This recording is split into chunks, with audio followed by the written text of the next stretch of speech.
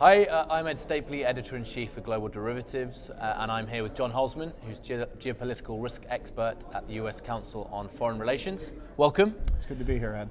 And this morning we had a war game, which was great. It was sort of about scenario planning, and it was themed on geopolitical contagion risk. And we have an audience here that's very technical-minded, very quantitative. And I think the interesting thing about your session was that it brought some strategic macro viewpoints. I just wondered, what was your view on how it works? You know, we had a very quanty, kind of technical, maybe geeky kind of to an extent. How did you think that your strategic approach contextualized kind of what they do day to day, which is quite data-driven, quite model-driven? I thought it was an incredible complementarity to what we did because, I mean, I go kind of top down and they go bottom up. Right. And so the last piece for me is the policy piece, and that's the piece they began with. Yeah. And so they gave me the piece that's always the punchline for me, and I gave them the context that perhaps they're lacking. Yeah. They saw the politics that limit their answers, and I saw the need to drill down. Yeah. And so it was a really good union. It worked great. Absolutely, and it was obviously themed around contagion risk, which, you know, with the few instances that we've been seeing around the world, is becoming more and more timely. What's your view generally about contagion risk as a topic, I guess, for this year, and you know, where do you think we're going to be going in terms of addressing contagion risk as an issue?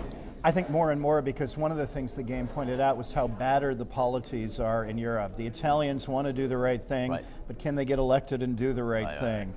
And that came up more and more. And they were desperately looking for partners to push through common agendas, which is exactly where we're heading. Yep. But everything is interconnected the weaker Europe is, and so more and more we're going to be talking about contagion. Absolutely. And obviously the other thing, this sort of one of the key areas that I think everyone, it doesn't matter what you're in, if you're in finance, if you're in any sector, one of the things that people are talking about is obviously the Trump regime, and the gift that keeps on giving to my firm. Exactly, yeah. And also very timely. You know, we've just had the French election.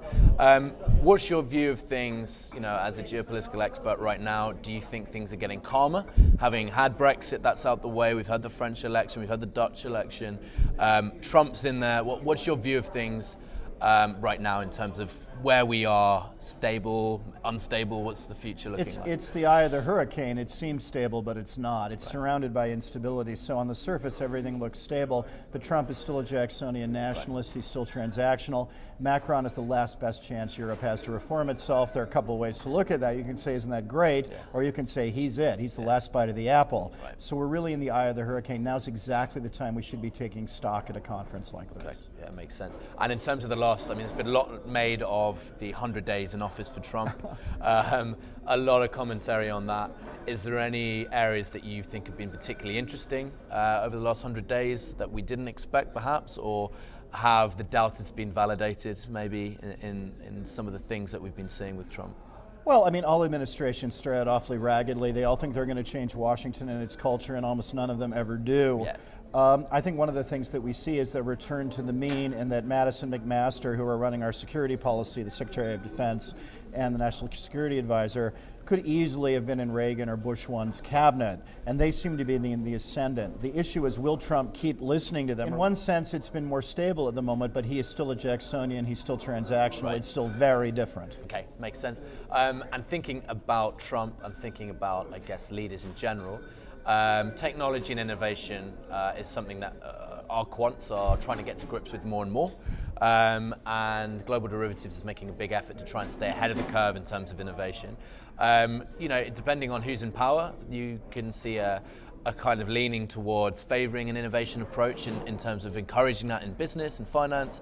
Do you think the Trump regime will be supportive of change in a good way in terms of encouraging innovative thinking and things like that? I mean, they won't encourage it, but there's a great thing in America that we leave our crazy geniuses alone in their garage to do things. Okay. And so benign neglect has a lot to be said for it. I mean, this is how Steve Jobs worked, and you couldn't have done that in Europe because working in your garage in Europe is an unsafe workspace. Yeah. You know, in America, we just leave them alone. And so benign neglect is a lot to be said for it when geniuses are involved in technical innovation. Right. Okay. So Brexit is another huge theme, obviously. Article 50 has just been triggered by Theresa May. What are your thoughts on what is happening already with Brexit. There's a lot of things being talked about in terms of what's going to happen in the future. It's a process. But have we seen any changes already in terms of people's thinking from a financial point of view, from a political point of view? Where are we with Brexit?